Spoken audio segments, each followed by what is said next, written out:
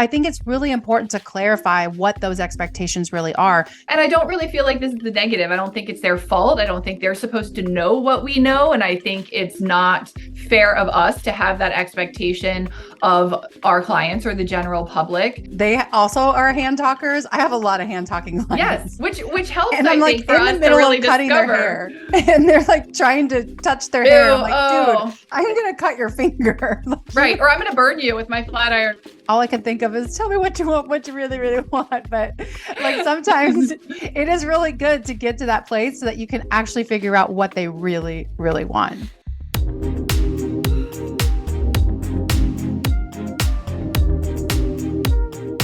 Hello and welcome everyone to Successful Stylist Academy podcast. We are like kind of just in the beginning of rolling out season 5.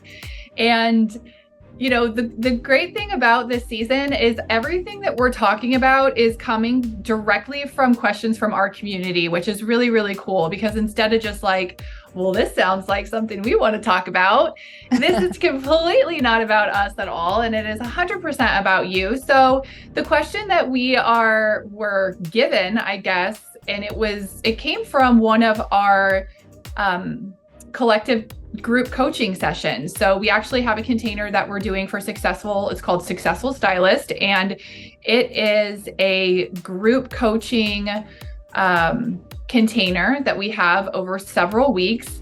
And this is something that, you know, when conversations come up, a question that we had was, you know, what do you do when your clients have unrealistic expectations? So we're kind of here to answer those. We want to hear more from you guys. We've kind of prompted questions on our social media accounts if you interact with us there. Also, please just look at the notes underneath. Just pop a question in that you would like us to answer. We really want to continue just to make this about you and spend all of our time and energy and expertise pouring into what you would like to hear from us. So I am here with Ambrosia. Hi, Ambrosia. Hello, everyone. Nice to chat today.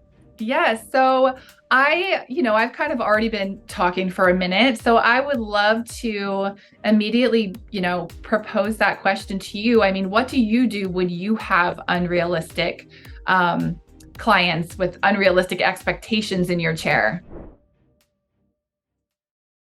Yeah. So I loved this question because it happens, right? Like sometimes a client will come in and she is looking at a picture. Typically it starts out that way. And that person may or may not realize that their hair is like completely different. And they have like 10 wefts of extensions in their hair and they're a Victoria's Secret model or something along those lines. So I think it's really important to kind of like start out with a realistic expectation up front. What I like to do actually is if there's a picture, this is where pictures can really help, but it also can hurt us, right? So what I like to do is I ask that person, can you zoom in on the part or show me the exact part of it that like your eye is immediately drawn to? You might be surprised. So I guess in this way, we were talking about color, but it could even be a cut specifically. They're like, well, I don't really like the bangs. I don't like how short the framing is. And then you find out like, oh, you just like the wispiness of the way it's styled, So I think it's really important to clarify what those expectations really are. Don't go off the picture because our artistic brain is like, oh my gosh, how am I going to like replicate this thing perfectly on this person? And maybe that's not exactly what they want.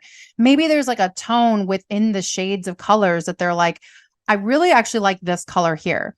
Or have you guys ever been in a place where you're looking at a highlighted picture and then lo and behold, they zoom in on the dark part. You're like, whoa, I was not at all expecting you to do that. I thought for sure they're going to be talking about the highlights, but they were actually talking about the lowlights or the darkness, which might be like the natural color on that model. And so then that's when you can kind of explain. That's when you go into your next step. Your next step is just to educate that client. So you're going to let them know, this is what this service would look like. This is what the upkeep is going to be. And this is how often I'd like to see you back. Now, the wear and tear of that color may look like XYZ. So depending on the, obviously the logistics of the lightning and the toner that you're going to put on and everything, you really want to just like set that very clearly. That is where I use a color consultation form, because that helps me propose something to them. So when I take that color consultation form, I fold it in half, I divide it into 2 columns. And on one side, I'll say to them, to do something like what we just talked about, what I'm going to need to do this is you list all the things out and you give them a proposal on your starting rate. On the second column, then you give them a different proposal. You're like, since you've zoomed in on that color and that's like the most important to see, what I propose we could do as a second option is we can do that color around your face. Like you can offer face framing or give them like a new idea, or based on what they said to you, you're like, because you said that you cannot come in every single 5 weeks or 6 weeks, you can really dedicate more like 8 to 10 weeks. What I think you should do is this. We can start here and then we can kind of go from there and see if you want to add more in next time. How does that sound to you? So then you're giving them options. They get to pick. They feel like they're part of this journey. And this helps you create those realistic expectations. And it feels more like a collaboration where like you're not taking on the full responsibility for it, that they get to have a say so in it too. Because a lot of times clients don't realize what really goes into something. And if we educate them enough, then they may decide like, whoa, that is way too much, or that is, I had no idea, or, oh my gosh, I didn't realize those were extensions in her hair. I was trying to figure out why it was so thick looking. Okay, got it. Nobody has hair like that. Or like 1% of the 1% population may. Got it. So then it's like you get to help them realize what they actually really want. Because sometimes, it's like, all I can think of is tell me what you want, what you really, really want. But like sometimes it is really good to get to that place so that you can actually figure out what they really, really want. We are freaking detectives. That's what we are. So next to like your 12 jobs that you have as a hairstylist, just put number 13 and put hair detective, because I mean, it is so true that we're like trying to really like take in what they're saying and discover what they really want and what they're not saying that they are saying, and all the things. So with everything that you shared, I hear a lot of communication going on, Ambrosia. And if any of you guys have been listening to us for any amount of time, that really hits for me. Like it really does it for me. Like I like that communication piece. So I do think there are parts and pieces to the whole dealing with your clients that have unrealistic expectations. And I don't really feel like this is the negative. I don't think it's their fault. I don't think they're supposed to know what we know. And I think it's not fair of us to have that expectation of our clients or the general public. There's a lot of knowledge out there, but we know how muddied up it gets, and it can get really, really frustrating. So getting back to like, this is what I do. This is my specialty. So I get to share this, and they're not supposed to know what I know, and they're not supposed to know what we know. And that's why we are the professionals. So I like to really take that as a positive. And I think it starts with the communication and with that consultation, doing the active listening. Just like Ambrosia mentioned too, like they're showing us a picture because they don't exactly know the verbiage. They don't know how to say what they want 100%. And they really, really want. They really, really, really want. That's going to get stuck in my head, and I'm going to be very I hate it. You're welcome. We're going to be singing the song for the rest of the day. What? I just totally tainted this entire session. We were trying to be all serious and stuff, but no, I like it. I like the silliness. I hate the song. I love the silliness. I feel like a lot of people talk with their hands, and they'll be saying something and they'll literally be touching their hair and doing something. You guys can't see us. It's fortunate for you. My favorite is when you're talking to a client and they also are hand talkers. I have a lot of hand talking clients. Yes, which helps. And I'm like think, for in the middle really of cutting discover. their hair, and they're like trying to touch their hair. I'm like, dude, I'm gonna cut your finger. Like, right, or I'm gonna burn you with my flat iron right now. They're trying to like see their style, and you're like, I almost burnt you. So in the communication process, you can really see what they're actually saying. So they'll be like, oh, I want, but they'll be like touching a different length of their hair. or doing things to where you're like, oh, wait, like, or they'll say layers forward and then they'll be like brushing their hair back away from their face. And you're like, okay, wait a second. So this is where like just that detective work comes in and you're like, okay, tell me what you want. What you really Wait a second. Hang on just a second. Detective Letcher is on the case here. It's like a Scooby-Doo episode. I crack the case and then I go back and then I make something amazing for them. The listening, looking at those nonverbal cues, repeating stuff back to them, and just talking in positives, like using the verbiage that, I mean, I've actually heard you say this several times, Ambrosia, and I love it because sometimes we'll take classes or we'll hear, people talking from stage and they'll say, use this verbiage and we want to sound professional and we want to, and I don't want to like poo-poo on that because it's true and we want to sound professional, but we want to speak the same language that our clients speak so that we can say the same thing because then we know, exactly what they want. I can't. So if they're saying something, just say it back to them. Just if they're saying roots, you can say roots. If they're, you can repeat those words back to them so that everything is really, really clear when we go into setting those realistic expectations for our clients. Talking in positives, even if we know they're like way far out here, like what they want.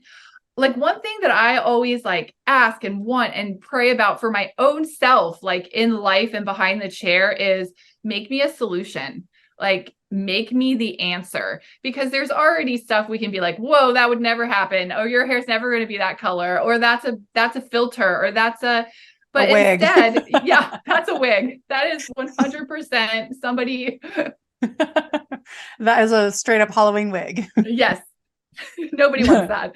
So having a solution for them, just letting them know, like, in order to do this, this is what we'd have to do. Like for weddings, for instance, I have so many people bring in these big chunky braids and it's like, not only would not all of, like, I would have to use all of your hair to make that braid. It still wouldn't look like that. And you wouldn't have any pieces hanging down and you would look more like Schmeagol than this, like you're not gonna say that to them, even though that's what you're thinking and that's what So you're just like, okay, great. I don't know what your wedding budget is. I'm not sure this, but in order to have this look, we would need to talk about a halo. We would need to talk about tie-ins. We would need to talk about creating some custom clip-ins for you for your special day.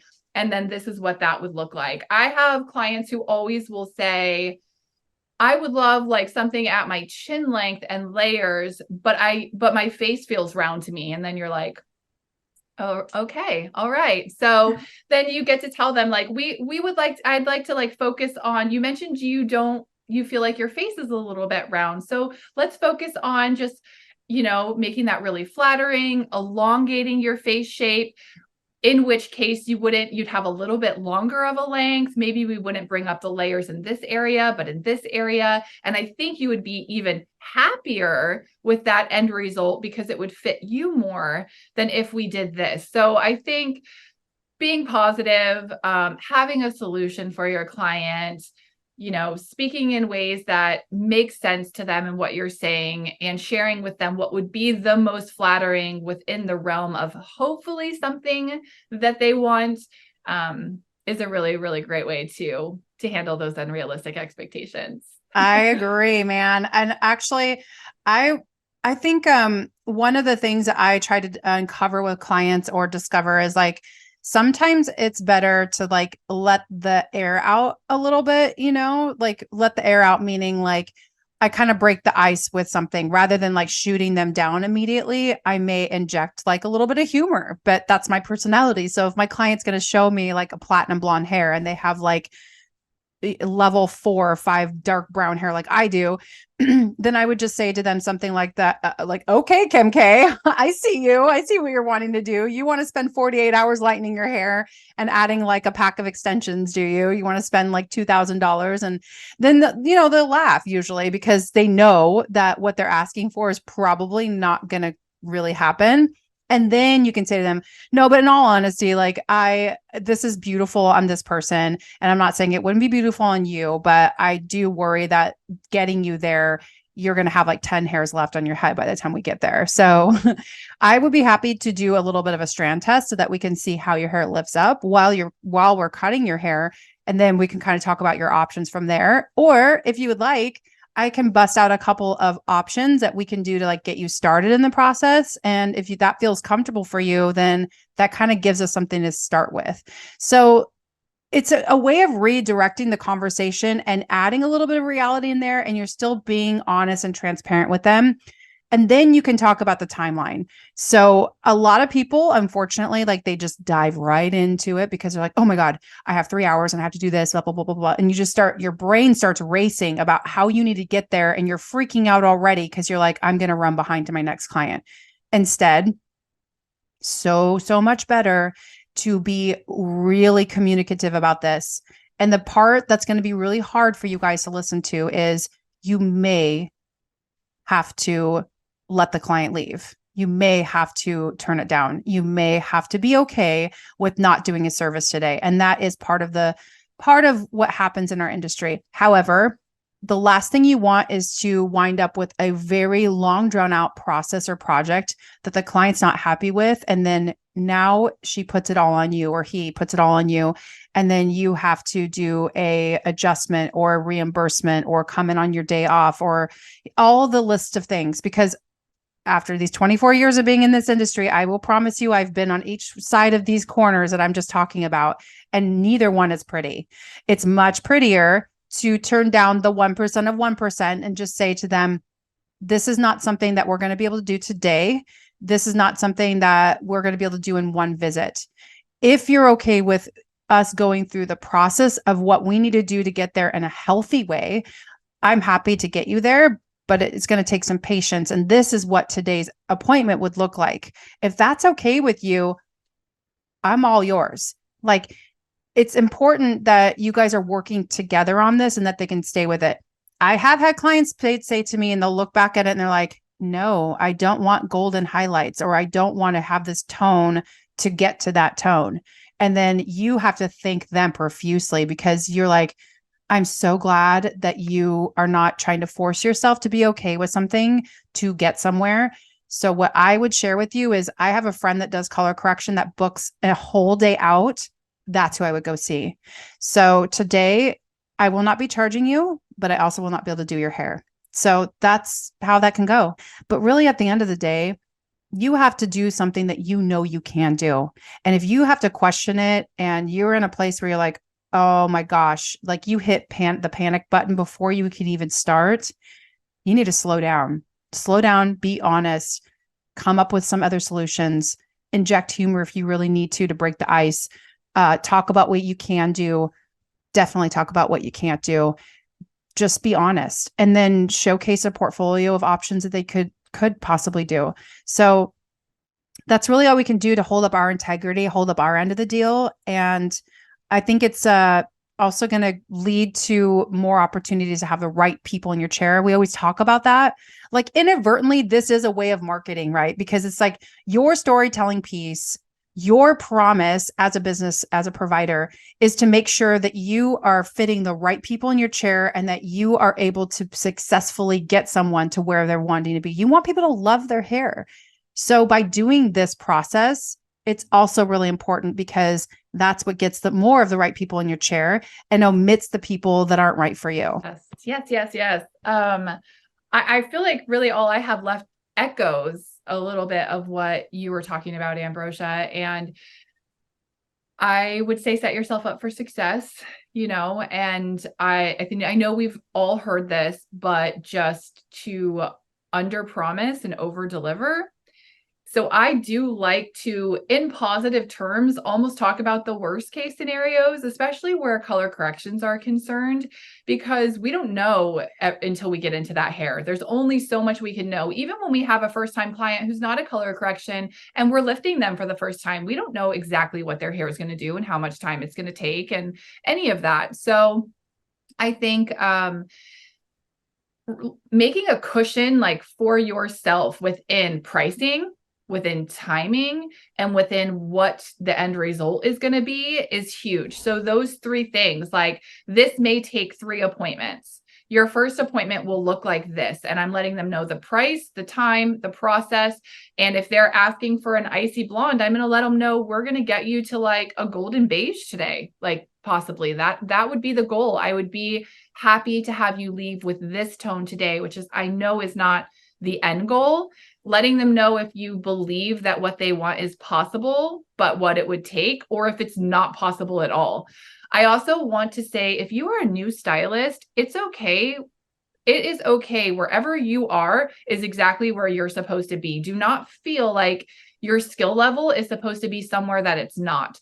So even saying, wow, that looks really amazing. It's beautiful. I think that would look great. Unfortunately, I'm not saying it cannot be done by any stylist, but I don't feel like I have the tools or the expertise currently to be able to like confidently get you where you want to be. And I would hate for you not to be 100% happy with your hair.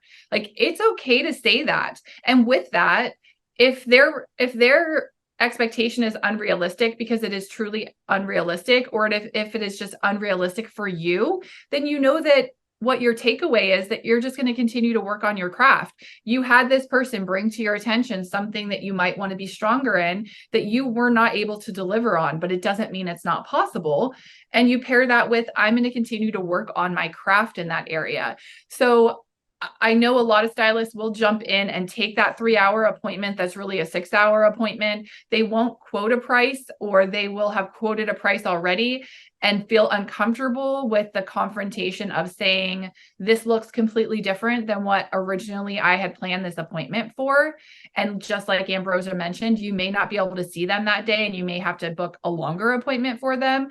Or maybe they're wanting a completely different haircut and color, and you do the haircut that day. And then you're completely set up to lay in your color exactly how the hair is now and is going to fall, which is, I think, sets me up for success. If I could cut first, dry them, and then color in the salon, I would do that if it was time effective, because then I'm laying in color based upon exactly how their hair already is going to be, as far as the cut goes. So that's kind of a win for me, as far as I really do like to do color. But setting yourself up for success, when I quote a price, it is sometimes like a $60 difference in what I say. It's going to be between this much and this much. And that is just dependent on if I end up having to spend extra time on you, if I have to go back and mix unforeseen extra colors of lightener or color that I would need to charge additional for.